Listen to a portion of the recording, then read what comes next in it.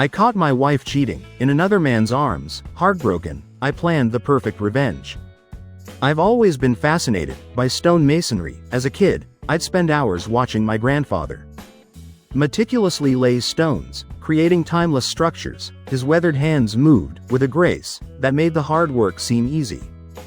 By my teens, I knew I wanted to follow in his footsteps, not just to honor him, but because I loved the craft.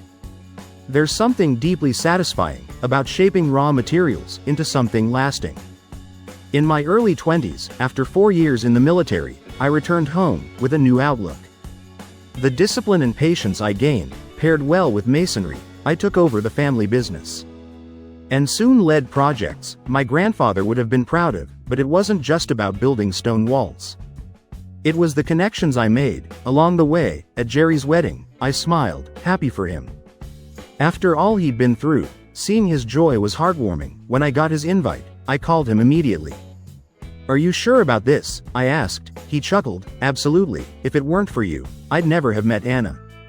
You stood by me when others would have walked away." At the wedding, his new wife hugged me and whispered, "I've heard your story. I'd love to hear it from you." I smiled as I watched them. They were older, but acted like teenagers. I wished them well. While dancing with the bride, I saw her, my ex. I froze. Anna noticed and grabbed my arm. "Please don't ruin my wedding," she pleaded.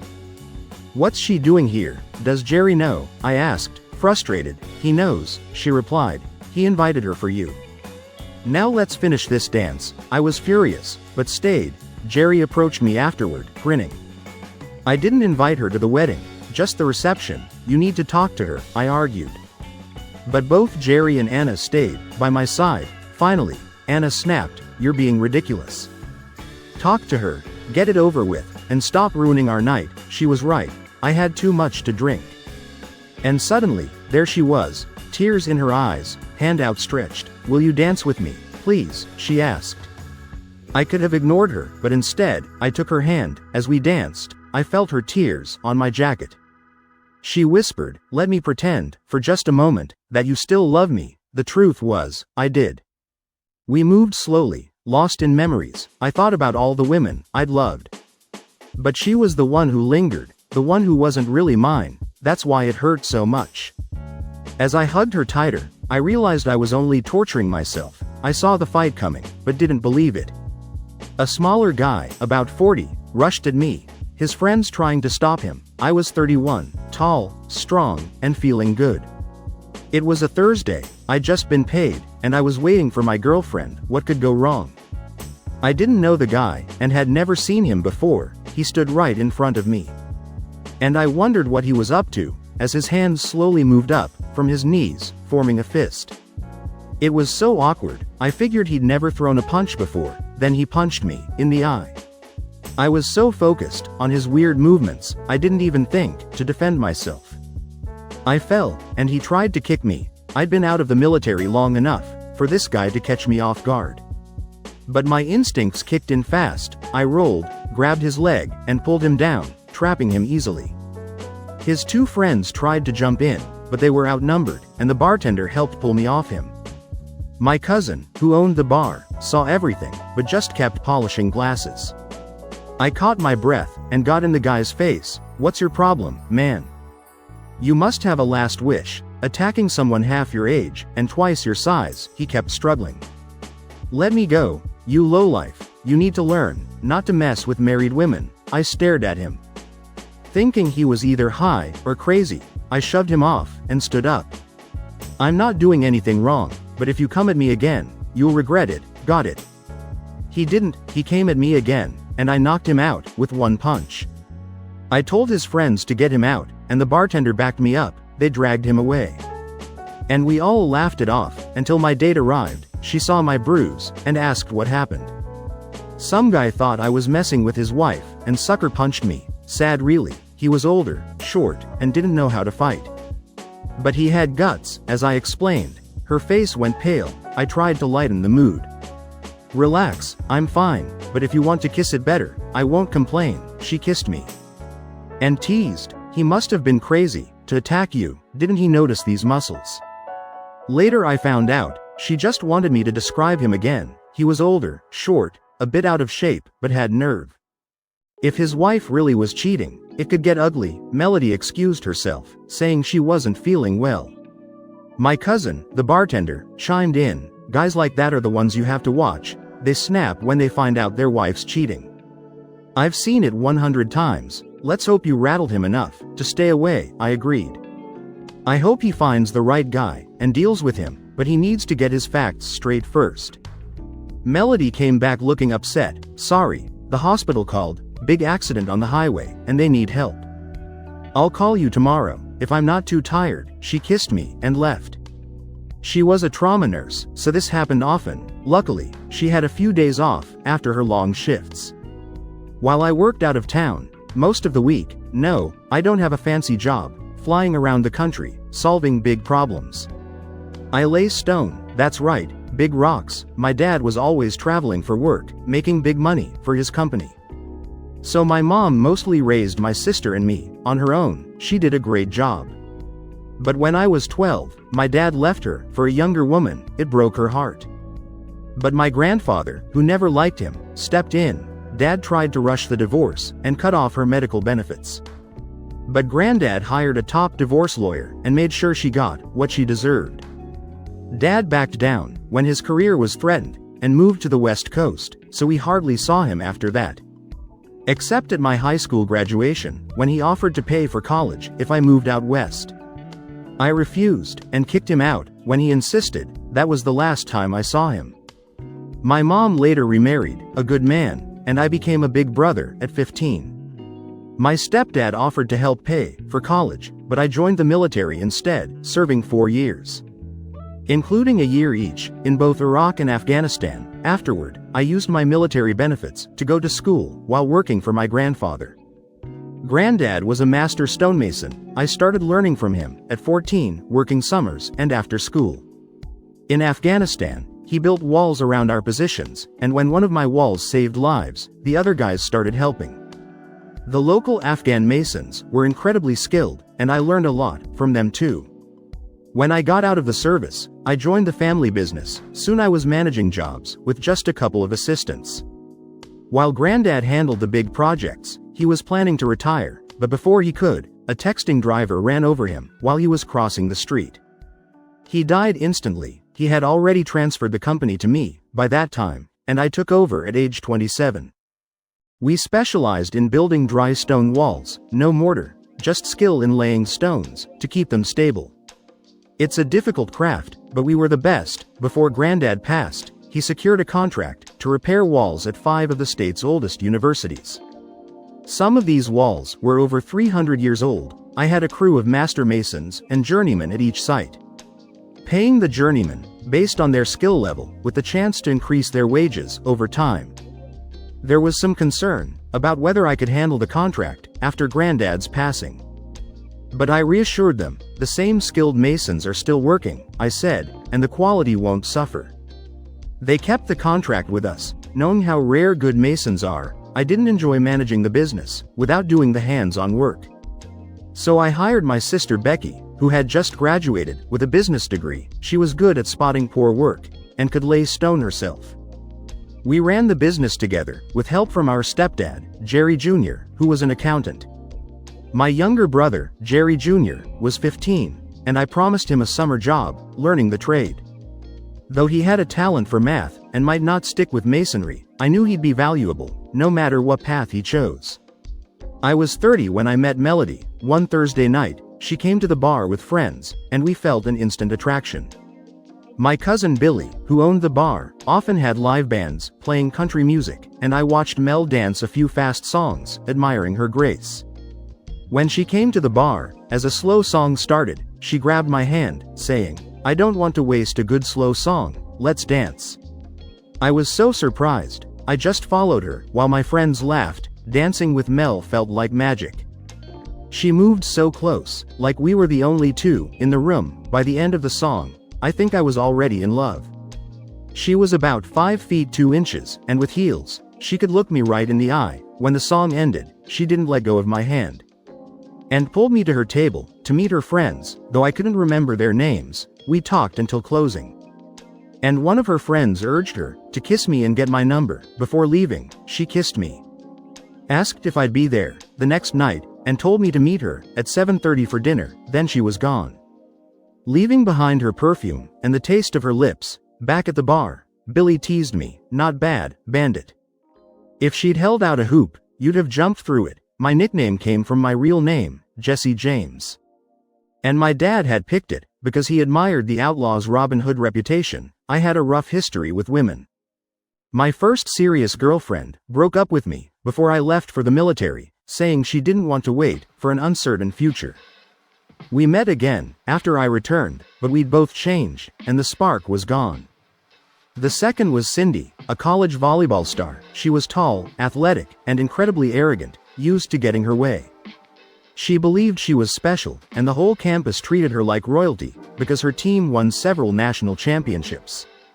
I wasn't bad looking myself, 6 feet 1 inch, muscular from my masonry work, with sandy brown hair, pale blue eyes, and a permanent tan from working outdoors.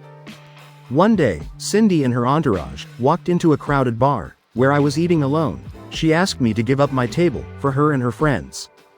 Assuming I'd leave, she smiled confidently. I just smiled back and kept eating, surprising her by not giving in to her demands. After a couple of minutes, she snorted, "Are you going to leave, or what? We're waiting.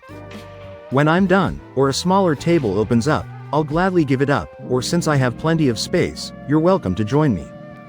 One of the guys spoke up, "You can go stand at the bar." I smirked. "Standing while eating will make your legs even bigger.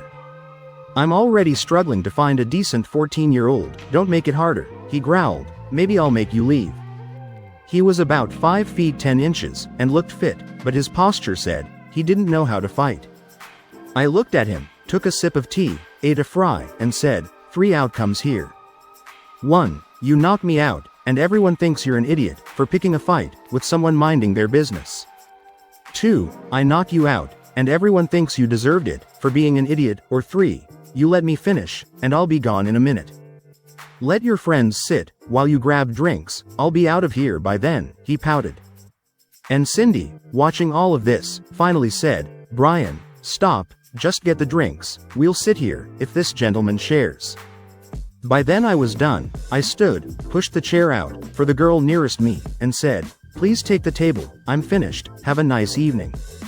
I reached for my cane, revealing the cast on my leg from a student dropping a rock on my foot. Cindy's eyes widened. "Stay and let us buy you a beer," she offered. "Thanks, but I can't drink due to my meds." Brian came back, saw the cast, and smirked. He followed me outside, thinking I'd be an easy target.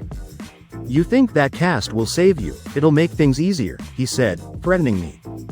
Without a word, I turned and jabbed my cane into his groin. He dropped instantly, groaning, and wet himself. I calmly said, "Don't get up until I'm gone. If you do, I'll assume you want trouble, and you won't like what happens next. Grow up." When I walked out, Cindy and her friends had noticed his absence and came out just in time to see our interaction. They helped him up and dusted him off. Cindy started asking around the restaurant about me, and eventually tracked me down. One night when I walked into the bar and grill, she pointed to an empty chair. "I saved you a seat," she said. I was about to sit elsewhere when she touched my shoulder. "Please, just for a moment, we owe you an apology. Brian was an idiot, and he's not with us anymore." I sensed sincerity and sat down. I was surprised to learn her friends weren't airheads. One was studying political science with a job offer from a lobbying group. Another was heading to Yale, and a third was getting an MBA from Wharton. Cindy was majoring in sports psychology, planning to use it after her volleyball career.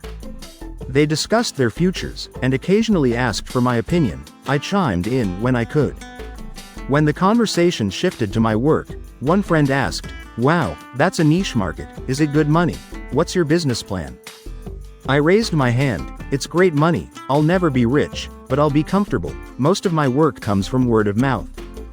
And my services aren't for everyone. I usually work on multi-million-dollar properties. Right now I've got 2 major projects with developers and a restoration contract for the state college system. I've been doing this for 2 years, and tomorrow I'm flying out to pitch similar contracts in other states. I'll probably hire local masons to handle the new workload. Even when the economy struggled, I stayed busy, because the wealthy always need quality work. Everyone was surprised, and Becca, a business major, spoke first. I'm writing a paper on niche businesses. I might focus it on your company, if you're okay with it. Sure, I said, grinning, it'll be good advertising. But you might need to travel, for a deeper look, since most of the work is out in the field. She smiled. No problem, my parents fund anything school-related. Cindy didn't look thrilled, but stayed quiet. Later I found out, she tried to talk Becca out of it. Becca refused, saying the report would boost her warden application, and I'm not dating him. She smirked. What he plans is another story. We ended up in a 2-year relationship, and I quickly learned that to keep her in check, I had to throw her off balance.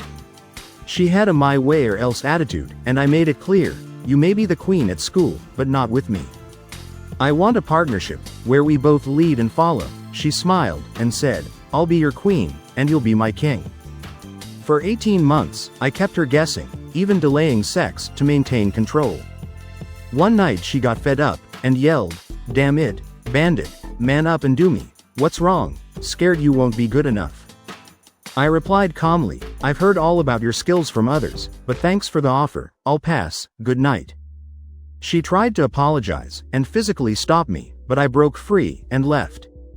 I didn't see her for 2 weeks, despite her calls and messages. When I finally returned, her last emails were nasty. She didn't handle rejection well. One night I ran into Becca, and her law school friend Carol, at a bar. Carol grinned and asked, did Cindy dump you? Becca laughed, look at his face. I bet you dumped her, didn't you, Jess? I shrugged, it was mutual. We had different ideas about relationships. Carol laughed. I bet she wanted you to jump through hoops, and you confused her. She's been a mess since you left. Just then, Cindy walked in with a basketball player. She saw us, and stormed over, leaving the guy trailing behind, trying to hold her hand. She snapped at him, let go of me, we're just friends. The guy, frustrated, said, why are you stuck on that redneck? He dumped you, and he's a loser, he'll never support you like I can. Becca nearly fell off her chair, laughing, what an idiot, you're not even in the pros yet, and that's no guarantee. Jesse owns a successful business, makes 6 figures, and that number's growing, not bad for a redneck, huh, Dustin. Just as Dustin was about to object, Carol stepped in. Dustin, whatever you're thinking, stop, look at him. Those muscles aren't from the gym, and he's been in combat twice, he could take you apart easily, why don't you go sit at the bar? Becca and I will keep you company. They walked him out, as he complained. Cindy sat down, staring at me for a few minutes, before saying, the worst part about being spoiled, is that it works. I know I'm arrogant, and a control freak, but I'm a good person, why don't we start over?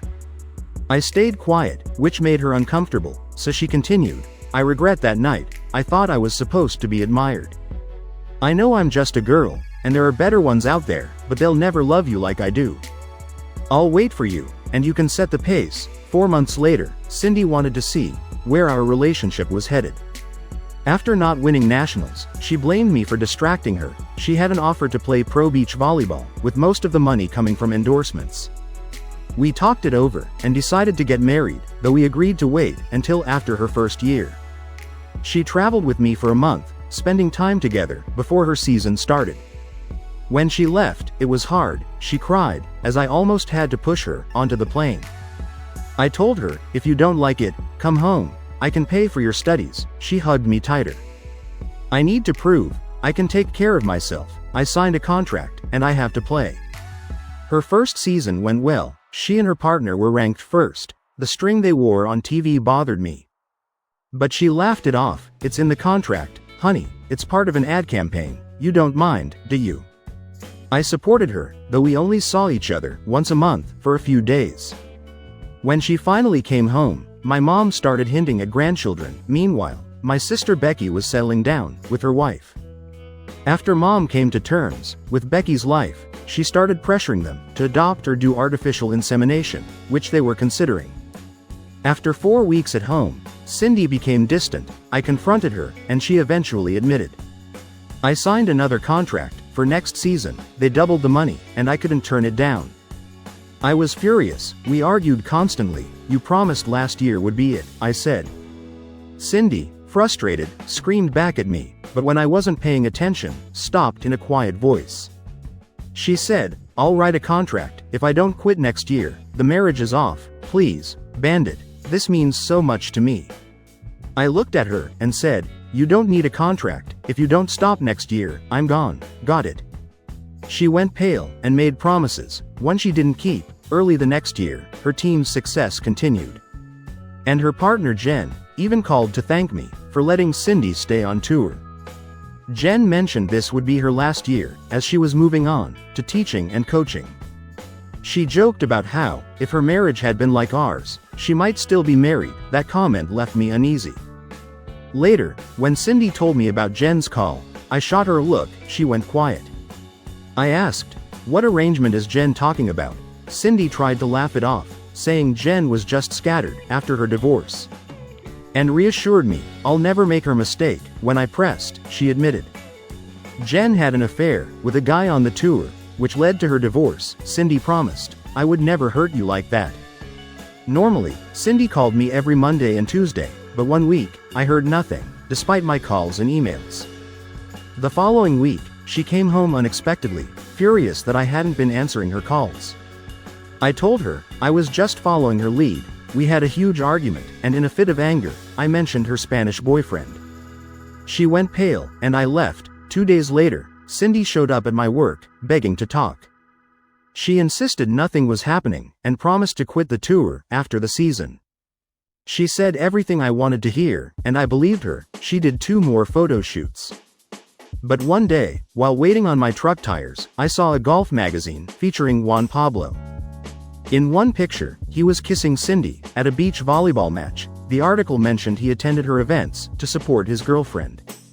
I was furious. I ignored her calls and flew to her next match. When I got to her hotel, Juan opened the door. Turning pale when he saw me, Cindy wasn't there. I called her, and she cheerfully claimed to be at dinner with her partner Yan. I chatted for a few minutes, while Juan stood frozen. After hanging up, I turned to Juan and said, "I was in the military. I spent 2 years in the desert, eliminating people. I won't eliminate you. But if you lie, I'll break your wrists and knees. You'll live, but you won't walk or use your hands properly. It's your choice." Would I have done it? No, but I was so angry that Juan believed me. He started spilling everything. It started at the end of the first season, he admitted, not with me, but another player. Cindy said you were okay with it, that you had an arrangement. She told me it would end after the season. And she was excited to marry you. Where is she now? I asked. Juan panicked and confessed they were at another hotel. I grabbed him by the throat and warned him not to tip her off. Later I watched Cindy and her new partner walk into their hotel. I waited a few minutes before kicking the door open. Cindy nearly fainted when she saw me. Her partner tried to act tough, but I quickly pinned him. "How long?" I demanded. 3 or 4 months, he stammered. "You knew she was engaged, and you still went along with it?" I asked. Noting he was also engaged, he begged for mercy. Cindy silently fixed her dress, and I realized time was running out. As people gathered in the hallway, I let him go. Punched him, and said, "Good luck playing golf now." To Cindy I said, "Keep the ring, we're done." I left, called the hotel manager, and offered to cover repairs and medical bills, then got out of there. The next day, the tournament announcers downplayed his injury as an accident. Rumors spread fast, and he flew home, newly single. Cindy and her partner played poorly for the rest of the season. Jen retired, and Cindy played for 4 more seasons before earning her PhD.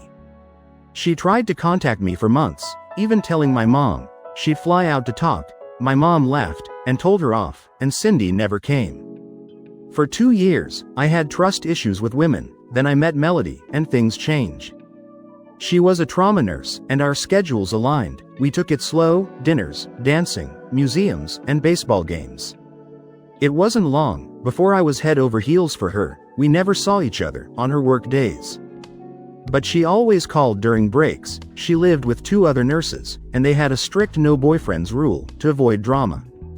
One stole another's boyfriend while she was asleep, so we had to set rules. Tired of motel rooms, I started house hunting and asked my business contacts for leads. They teased me, saying, "She's got you, huh?" One designer advised, let her help choose the house. I took the advice and involved Melody, using my insider knowledge, to find homes. The first few didn't impress her, but we found a 4-bedroom house on 3 acres just outside town that she loved. She smiled and said, I'm thinking about 3 houses. I took the week off, finalized the deal, and got a great price. On Friday, we went back to the house, and I asked, could you be happy living here? I'd love it. Why? She asked. Because we bought it, I need you to pick out furniture, is that okay? Before she could answer, I knelt and proposed. Telling her I wanted to spend my life with her, she fainted from shock. When she recovered, she said, I love you, Jesse, but I can't marry you yet. Give me 6 months, and ask again. I wasn't expecting that, and I felt disappointed, but she reassured me. We went furniture shopping the next day. And her comment about the rocking chair, this might come in handy in a year or 2, gave me hope. Later I introduced her to my family. My mom and Becky liked her, my little brother was smitten, and my stepdad's smirk showed approval. Only Grandma wasn't thrilled. The following Friday, I arrived at the new house, to find she had already set up a dining room and guest room. She was unclothed on our new bed, teasing, I was going to start without you. I want to christen every piece of furniture. That weekend, we barely made it past the bedroom. The next weekend, I was at a bar, waiting for her, when a guy punched me. After she left, I stayed for a few more drinks. As I headed home, 2 fire shots struck my car. Instinct kicked in, and I dove behind my SUV. The drunk guy from earlier was coming after me. Shouting, I'll make sure you never mess up another husband. I realized he wasn't finished with me. My stepdad's advice rang in my ears, never leave a live snake behind. I waited silently, and when he was close, I threw my shoe to distract him. As he turned, I grabbed his weapon hand, and yanked him back, causing the weapon to drop. I knocked him down. Until I realized I had to stop, before it went too far, I dragged him into my truck, and drove to an abandoned barn. When he started waking up, I pulled him out, letting his head fall on the gravel. After splashing water on his face, he groggy realized what was happening.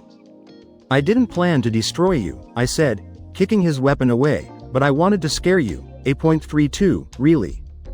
He nodded weakly. What do you want me to say? I'm not okay with you seeing my wife. Sooner or later, I'll get even.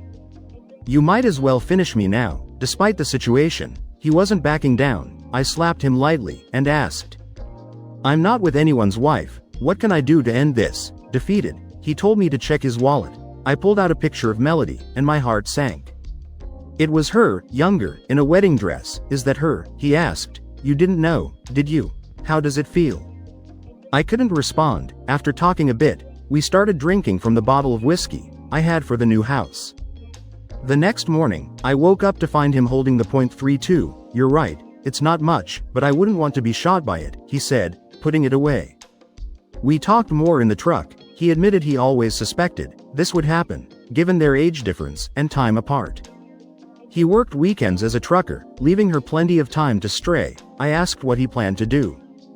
Divorce her, of course. She's yours now, if you still want her, he said, with a bitter laugh. I admitted I wasn't sure I could trust her. We drove back to his car, and I reminded him not to forget his weapon. Keep it, he said. I don't need it to remember what almost happened. As he drove off, I asked one last time, what are you going to do? You're lucky you can walk away. I'm getting a divorce. If it gets messy, let me know, and I'll testify for you. I watched him drive away, feeling both relief and lost. Later I emailed Melody. I'm not running, but I need time. Don't contact me until next weekend. I'll think about everything, but don't expect me to believe much. She replied quickly. Thank you for letting me talk. There's a lot you don't know, and I want to explain. I'll be at your house next Saturday at 4 o'clock. Believe it or not, I love you. The week dragged on. As I struggled with what to say, my coworkers noticed something was off, and gave me space. As Saturday approached, my dread grew. When she arrived, I made her sit at the kitchen table, the one she spent weeks choosing. As she started to speak, I cut her off. Ground rules, I said firmly. No I love you or apologies. Just explain why you went to bars and dated while married. Could you live with me doing the same thing? Tears filled her eyes. After a few moments, she began.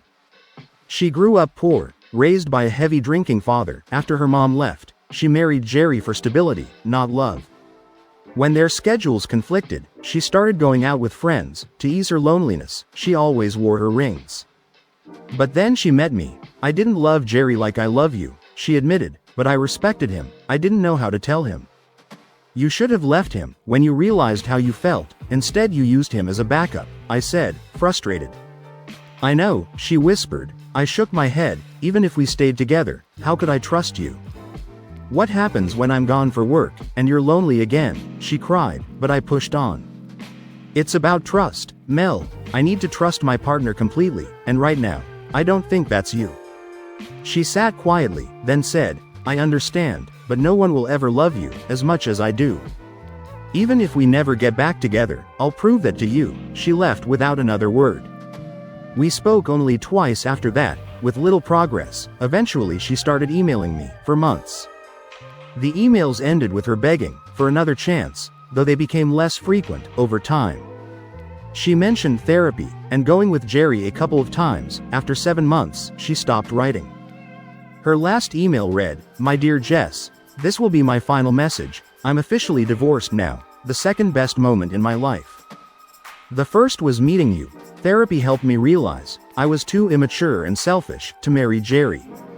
I stayed with him out of fear, but it was doomed from the start. I'm living with 2 other nurses now, and I finally feel independent. In honor of my divorce, I'm giving you a gift. I'm letting you go. I realize now that if I were you, I wouldn't trust me either. I hope you find someone who loves you as much as I did, and still do. Mel, P.S. If you ever want to talk, just text. I stared at the screen, finger hovering over the delete button, but I couldn't do it. It was too painful to read again, so I saved it instead. That's how I drifted through life. If it weren't for work, I might have lost it altogether. It took almost 10 months before I went on a date again. She was the sister of a contractor I worked with, a witty, beautiful woman who enjoyed dancing close. I had fun, but there was no spark. After 2 more dates, she found someone else, and we parted amicably. During this time, I saw Mel twice. Once at a stoplight, I spotted her through the window of a bistro, smiling with friends. I sat there so long that the car behind me honked. She turned and saw me as I drove away. The second time was at a club, where I was on a date with Tina. When our eyes met, Mel burst into tears and ran out. Her friend Gwen stopped by my table and angrily accused me of rubbing my new relationship in Mel's face. I stayed calm. It's been almost a year. We were bound to run into each other. Tell her I'm sorry if I upset her, but she needs to move on. Gwen muttered, asshole, as she walked away. Tina, noticing the tension, asked for the full story. And after I explained, she said, you're not over her. I saw your face when you noticed her. Jerry, who had started coming to my cousin's bar, and I eventually became friends, he admitted he still missed her sometimes. He told me one of her nurse friends mentioned they called her Nun because she hadn't dated since me. She blamed it on how much I had spoiled her. Jerry shared that Mel had been writing letters of apology as part of her therapy. I admitted I'd received one, but didn't elaborate. Jerry had moved on, though he started dating a military widow, and they were a great match. I helped sponsor his stepdaughter's softball team, and we even planned his bachelor party. Watching Jerry's happiness made me think about my own future. Wondering if I'd ever be in the stands, cheering on my own kids, I threw myself into work, taking on more contracts than we could handle. My family eventually convinced me to slow down, reminding me that quality was key. I passed on some jobs to competitors, and got things back on track. Then I ran into Becca, a college friend, who offered me a contract to build a small stone cottage. I agreed, and as I worked, I discovered an old stash, hidden in a chimney, whiskey, letters, and a wedding ring. I returned the items to the family, who eventually donated them to a historical society. The story made the papers, sparking a wave of chimney excavations. Becca later invited me to a party to show off my work. While there, she mentioned she still kept in touch with Cindy, my ex. She showed me photos. Cindy had cut her hair and gained some weight, but she looked happy with her second husband David. Becca told me Cindy had come clean about her past and was trying to make this marriage work. Surprisingly, I was genuinely happy for her. I hadn't thought about her in years, but it seemed like she had finally found peace. Meanwhile, I stopped dating, trying to figure myself out. Melody's ghost still lingered in my mind. On a whim, I sent her an email. Mel, I wasn't trying to make a statement. When I saw you at the club, it was a coincidence. And I had no intention of hurting you. If it's any consolation, it ruined my night too, Jess. She replied the next day, I'm sorry I ruined your evening. I know it's over between us, and we'll never be together again.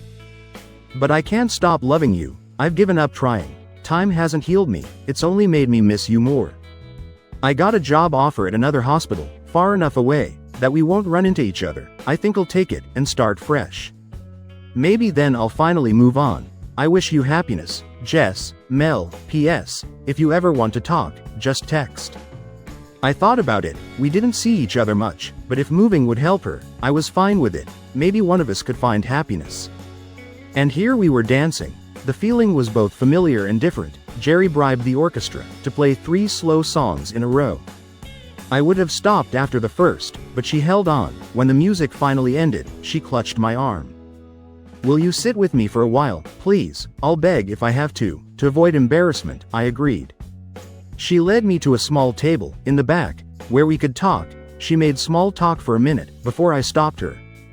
Just say what you really mean, Mel. She looked at me, her face determined. I want you back. I've tried to let you go, but I can't stop loving you. I can see it in your eyes, you still care about me. Why don't we start over? Give me one chance. If it doesn't work, I'll leave you alone, please, just one date. She kissed me on the cheek, and left. I watched her talk to Jerry and Anna, before disappearing out the door. Jerry sat down next to me. Well, he asked. Well, what? I replied. Are you going to give her another chance? You deserve it. I stared at him in disbelief, but he only sighed, and added, since meeting you, she hasn't been with anyone else. She even apologized in a letter, saying she caught something at work, and needed 6 months to clear it. She's been through a lot. I thought about it for 2 weeks, then I called Mel, and invited her to a concert, in a neighboring town. After a long pause, she quietly said yes. We met at the playground, before the concert. She wore a pale yellow sundress, and her smile lit up. When she saw me, we walked around, window shopped, and watched the show. When the duo performed a song about rekindling romance, it brought a smile to her face. After the concert, I suggested we grab pizza at Yan's, one of our favorite spots. She agreed, tears in her eyes. We shared a pizza, and afterward I walked her to her car. She hugged me, kissed my cheek, and drove off. I stood there wondering what it all meant. We went out 2 more times, a movie where she snuggled up to me, and a day at the local fair. She laughed at the exhibits, and admired quilts, reminding me of a time when she said she wanted to make quilts for our future children. I kept quiet, but I pocketed a flyer for a quilting club as a potential birthday gift. At the fair, we kissed for the first time while watching fireworks. It wasn't planned, it just happened. We didn't speak afterward, and when I drove her home, she simply walked into her house without a word. For the next 3 weeks, we didn't see each other. We talked on the phone, but she seemed distant, and I began to wonder if the kiss had been a mistake. I called home to let my family know I'd finished the project and would be back by Thursday. They were relieved, but worried I was overworking myself. I sighed, tossing my dirty laundry in the foyer, deciding to wash it later. I needed a shower first. Since buying the apartment, the only major change I made was remodeling the bathroom. It now had a huge shower with multiple nozzles and options for full flow, massage, or mist. Ironically, I had it designed with Mel in mind, but it wasn't finished until 2 weeks after we broke up. Living alone for a while, you stop thinking about what you're wearing. Then I heard a giggle. Mel was sitting on my bed. What? How? Why? I stammered. She smiled. Your mom told me you'd be home tonight. You didn't ask for the keys back, remember? I'm here because I need to talk to you. Now get dressed, and meet me in the living room. She grinned, teasingly. Or you could stay like that, and I'll join you. Flustered, I quickly grabbed some clothes. When I came out, she was sitting in the rocking chair, smiling at me. I have something to say, and I need you to let me finish, without interrupting, she said. I sat down on the couch. We picked out together, memories flooding back. She started. I know I've seemed off lately. It's because I miss what we had, and I want it back. I want you back. I've realized you still love me, and I still love you. but love isn't the problem, it's trust. I lied to you, and I hurt you. I need to earn your trust again, so here's my plan. Let me move back in. You can install cameras, put a GPS tracker on my car, and even make me wear a bracelet, like those criminals do. If that's not enough, I'll wear a chastity belt, to prove you can trust me." She lowered her head, embarrassed. I gently explained, "You don't need to do any of that. If we tried it, it would destroy our relationship. Trust can't be forced. You'd end up resenting it, and I can't live like that." She started crying. I pulled her close, and comforted her. "Is it over?" She whispered. "No, it's just beginning. What you were willing to do shows me we can make it work. Let's take our time, and rebuild from here." Her smile, full of hope, reminded me of sunlight after a storm. The next morning, I planned to take her to breakfast, and grab clothes from her apartment. She was working a double shift, but would return for the weekend. I met her roommates, Amanda and Beth. Amanda, a twice-divorced blonde, had a crush on Mel, while Beth had anger issues and was in therapy after her ex-husband left her. As soon as Mel left the room, they attacked me verbally. Amanda accused me of never forgiving Mel and eventually hurting her. Beth piled on, calling me an unforgiving idiot who would make Mel jump through hoops before dumping her again. Furious, I shot back, "This has nothing to do with you too, Amanda. You're just in love with her. And Beth, you don't want anyone to be happy. Your husband deserves a medal for putting up with you." At that moment, Mel reappeared, catching the tail end of the argument. Amanda turned on her, saying, "Mel, this guy isn't going to forgive you. He's just waiting for you to get comfortable, so he can hurt you again." I was beyond mad. Pride isn't a bad thing. Amanda lets you live true to your beliefs. It helps you stand tall, even when everything else falls apart. Mel stayed silent, and I sighed. "Mel's ready. We're leaving." I took her hand, and left the apartment. Feeling relieved to be out of there, on the way to the car, Mel stayed quiet, and instead of taking her suitcase inside, she placed it in the trunk. I was confused. "Mel, why not leave your suitcase here? You don't have to drive around with it. It'll be safe, and you can grab it later." She avoided eye contact. "I'll pass. I'll probably just go home and crash after work. I need some time to think." That hit me hard. Earlier you regretted volunteering for the job, and now after listening to those angry women, you don't want to spend time with me.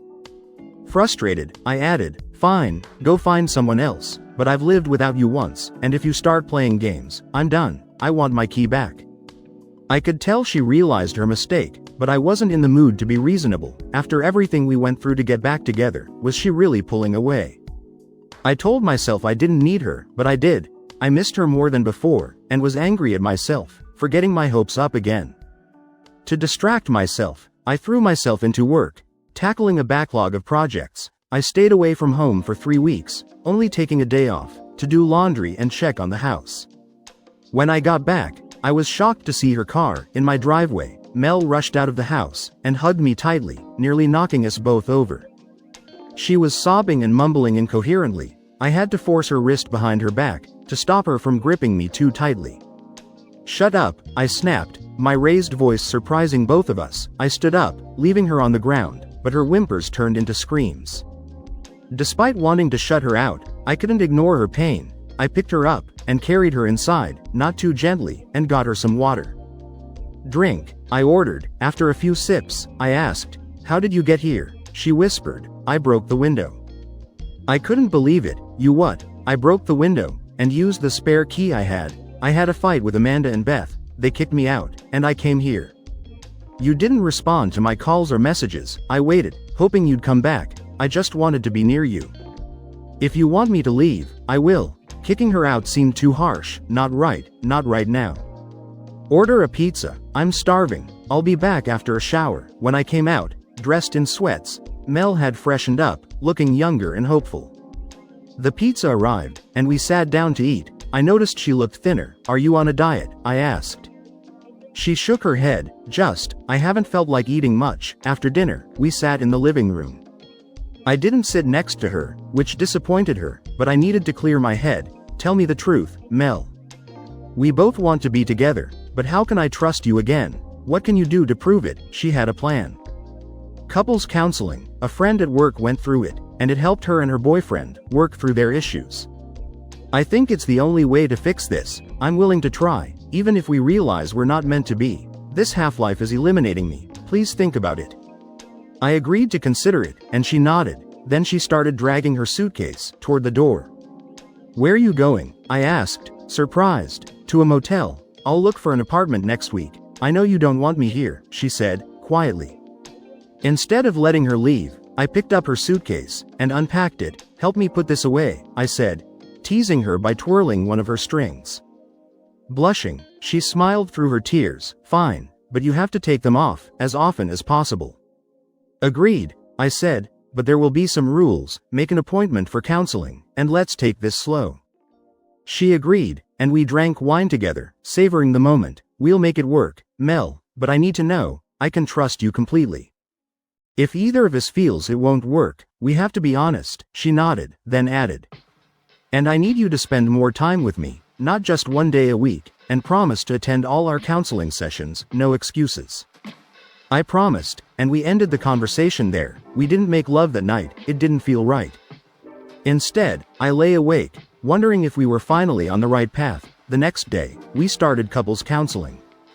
I was surprised she chose a male counselor, but she explained that he had the highest success rate. After individual sessions, where we both expressed our hopes, we found our answers were more similar than we expected. When we started joint sessions with the counselor, he was calm but direct. Mel would sometimes cry. And though I didn't cry, there were times he pushed me enough to make me want to strike him. During one session, Mel admitted what I had suspected. She stayed with Jerry as a safety net, in case I wasn't the man she hoped for. When she realized she wanted to be with me, she started the divorce process, but didn't file right away because she wasn't sure how I felt. That's ridiculous, I said. When she finally admitted it, the counselor agreed. Melanie, is that really true? He asked. During those 6 months, you didn't feel sure of Jess's love. Even while staying with him on weekends, you still shared a bed with Jerry, exchanged caresses, and then did the same with Jessie. You only filed for divorce after getting caught, Mel suddenly shouted, surprising both of us. You think I don't know what I did? I betrayed them both, and ruined my chances for happiness. The counselor remained composed. I don't think that's entirely true, or you two wouldn't be here. But I think we've gone as far as we can. In these sessions, both of us were shocked. But we're not healed yet, Mel protested. No, but you've reached the point where the rest is up to you. You love each other, that's clear, but the question is, can Jessie trust you again? You're both unsure whether the pain and effort are worth it. I can't make that decision for you. If you can forgive each other, you'll never regret it. If you can't, it's time to walk away. I wish you both luck. After that session, Mel and I tried to move forward. For 3 months, we had good days, but triggers would cause tension. Things got stressful. She called me every night, and even sent pictures to prove she was at home, but it got tiresome. One night, I told her, stop sending pictures. Stop locking yourself in the house. You made a mistake, and if you learn from it, we'll be fine. If not, it's over. She seemed to understand, and soon started going out with friends. One night she called, and thanked me for trusting her. That felt good, but even with the progress, I sensed something was still off. She'd become quieter recently, and I worried we were nearing the end. Then we went to a flea market, one of her favorite places. Watching her browse with such grace, I saw her smile at me, but it quickly faded, replaced by sadness. I realized then that if I didn't change, I'd lose her. As we left, a sudden thunderstorm hit. Mel flinched, scared of storms, so I put my arm around her. I went to get the truck, praying for a way to break through my emotional walls. A song came on the radio, slow dancing, swaying to the music, and I glanced at a bumper sticker that read, "Life isn't about waiting for the storm to pass, it's about learning to dance in the rain." I knew what I had to do. I stepped out into the pouring rain, held out my hand, and said, "If you love me, come dance with me. This is our last chance." Everyone was watching, and Mel, terrified of storms, hesitated, but eventually stepped into the rain, and took my hand. The song ended after a minute, but it was enough. She faced her greatest fear for me. We laughed, cried, and made love when we got home. 9 months later, I found myself standing in line for the tallest roller coaster. Mel had told me she would one day ask me to prove my love in return. As I was strapped into the seat, she let go of my hand and stepped back. "You're not coming with me?" I asked, panicked. Tears welled up in her eyes as she smiled. "I can't," she said softly. "Why not?" I yelled as the ride started. That's when I saw the sign. Pregnant women are not allowed on this ride.